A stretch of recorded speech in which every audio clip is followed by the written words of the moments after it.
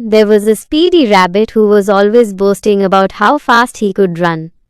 One day he saw a slow and steady tortoise and decided to make fun of him. "Look at you, Mr. Tortoise," the rabbit chuckled. "You're so slow. I bet I could reach the other side of the forest and be back before you even take 10 steps. The tortoise, who was usually very calm, felt a bit annoyed by the rabbit's arrogance. He replied, "Maybe so, Mr. Rabbit, but I'll race you anyway. We'll see who reaches the big oak tree at the edge of the forest first." The rabbit burst into laughter. "A race? With you? That's the funniest thing I've heard all day. But all right, I'll humor you. Let's race." So they set off. The rabbit zoomed ahead at top speed, leaving the tortoise far behind. He ran and ran until he was halfway to the oak tree. Feeling confident that he had a huge lead, the rabbit decided to take a nap under a shady tree.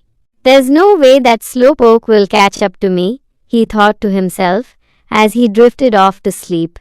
Meanwhile, the tortoise kept plodding along slowly and steadily. He didn't stop to rest, and he didn't get discouraged by how far behind he was. He just kept putting one foot in front of the other. Hours passed. The rabbit continued to sleep soundly. When he finally woke up, he stretched and yawned. "Now let's go finish this race," he said to himself, feeling refreshed. He ran as fast as he could towards the oak tree, but when he got there, he was astonished to see the tortoise already there, slowly but surely reaching the finish line. The tortoise smiled and said, "Slow and steady wins the race." The rabbit was completely surprised and a little ashamed of his overconfidence. He realized that even though he was faster, his arrogance and decision to take a nap had cost him the race. Moral of the story: slow and steady wins the race. Perseverance and consistent effort are more important than speed and overconfidence.